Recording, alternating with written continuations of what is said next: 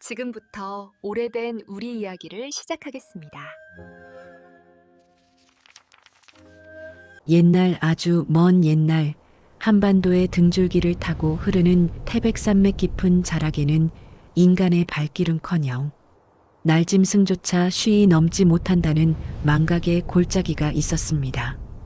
이곳의 안개는 살아있는 생물처럼 나무 사이를 휘감아 돌며 길을 잃게 만들었고 밤마다 들려오는 짐승의 울음소리는 마치 귀신이 흐느끼는 듯하여 포수들조차 금기시하던 땅이었습니다.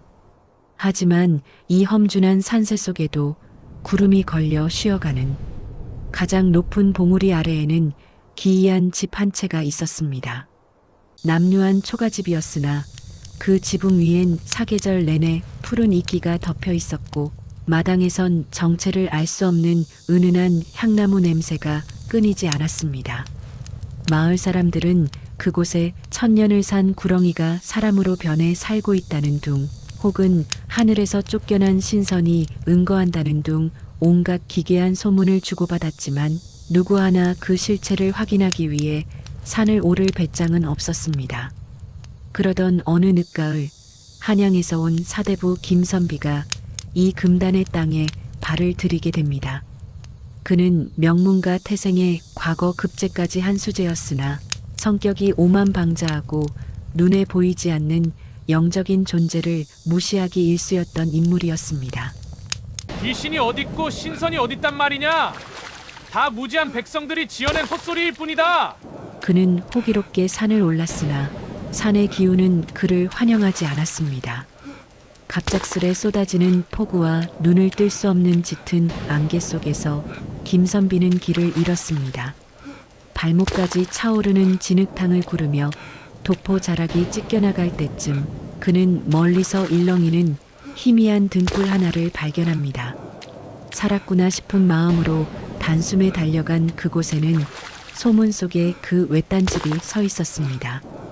그리고 마루 위에는 눈처럼 하얀 수염이 가슴까지 내려온 노인이 홀로 앉아 무심히 빗줄기를 바라보고 있었습니다. 김선비는 자존심도 잊은 채 노인에게 매달려 하룻밤 묵어가기를 청했으나 그 입에선 여전히 고마움보다는 투덜거림이 먼저 터져나왔습니다. 깊은 밤 김선비가 눅눅한 방 한편에서 잠을 청하려던 순간이었습니다. 갑자기 땅이 울리고 집 전체가 흔들릴 정도의 거대한 무게감이 마당을 짓눌렀습니다. 문틈으로 밖을 내다본 김선비의 눈은 경악으로 가득 찼습니다. 마당 한가운데에 집채만 한 호랑이가 서 있었기 때문입니다. 그 호랑이는 평범한 맹수가 아니었습니다. 등에는 은빛 줄무늬가 찬란하게 빛났고 황금빛 눈동자는 어둠 속에서도 등불처럼 번뜩였습니다. 입에는 무려 300근은 좋게 넘어 보이는 멧돼지를 가볍게 물고 있었습니다. 김선비가 공포에 질려 비명조차 지르지 못하고 사시나무 떨듯 떨고 있을 때 방 안에서 노인이 귀찮다는 듯 문을 열고 나왔습니다. 그리고는 천지를 호령하는 상군의 귀뚝을 덥석 잡는 것이 아니겠습니까? 이놈의 나비야. 내가 살생을 하지 말라 그랬지. 마당에 이 피 냄새를 어쩔 것이냐. 노인의 호통은 마치 어린 손자를 야단치는 할아버지의 그것과 같았습니다. 더욱 기막힌 것은 호랑이의 태도였습니다. 그 무시무시한 맹수가 노인의 꾸지람에 꼬리를 바짝 내리고 바닥에 엎드려 가르릉 소리를 내며 애교를 부리기 시작한 것입니다. 노인이 명하자 호랑이는 제 꼬리로 마당의 피를 닦아내고 뒷산으로 달려가 땔감을 입에 물어다 나르기 시작했습니다.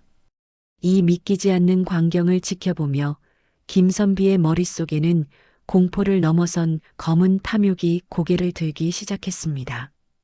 다음 날 아침 폭풍이 잦아들자 김선비의 태도는 돌변했습니다. 그는 노인을 은인으로 대하기는커녕 호랑이를 부리는 비법을 내놓으라며 본색을 드러냈습니다. 이보시오 노인장, 저 짐승을 한양으로 가져가 임금님께 바친다면 평생 부귀영화를 누릴 것이오. 한낱 촐로가 데리고 있을 물건이 아니니 당장 내놓으시오. 노인은 허허 웃으며 저놈은 내 오랜 친구일 뿐 사고 파는 물건이 아니다라고 타일렀으나 탐욕에 눈이 먼 선비는 노인을 밀치고 지팡이를 휘두르며 행패를 부렸습니다. 바로 그 순간 고양이처럼 얌전하던 호랑이 나비의 눈빛이 싸늘하게 변했습니다. 노인이 살며시 고개를 저어 호랑이를 만류했지만 무례한 인간에 대한 징벌은 이미 시작되었습니다. 산을 내려가던 김선비에게 기이한 일이 벌어졌습니다. 멀쩡하던 땅이 늪처럼 변해 발을 삼키고 그의 머리 위에 있던 갓은 보이지 않는 손이 낚아챈 듯 나무 꼭대기에 걸려버렸습니다.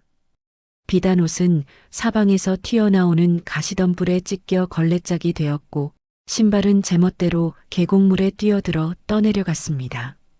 선비가 산속을 뱅뱅 돌며 살려달라 울부짖는 동안 저 멀리선 호랑이가 인간의 웃음소리와 흡사한 기괴한 소리를 내며 그를 비웃고 있었습니다.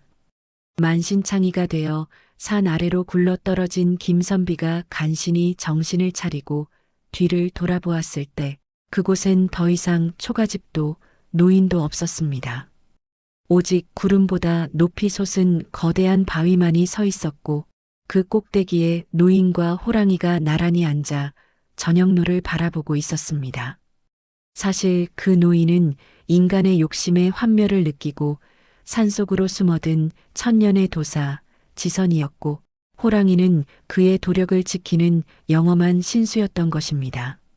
노인은 고양이처럼 갸르릉거리는 호랑이의 머리를 쓰다듬으며 한숨 섞인 혼잣말을 남겼습니다.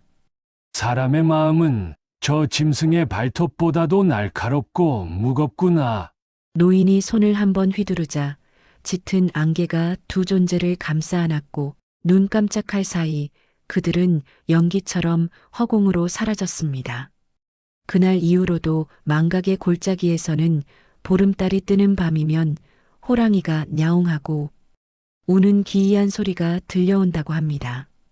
그것이 도사가 부리는 장난인지 혹은 영물이 내는 자비의 소리인지는 아무도 알 수 없으나 여전히 그 산엔 욕심 많은 자는 살아서 돌아오지 못한다는 전설만이 서늘하게 흐르고 있습니다. 구독과 좋아요는 영상 제작에 큰 힘이 됩니다.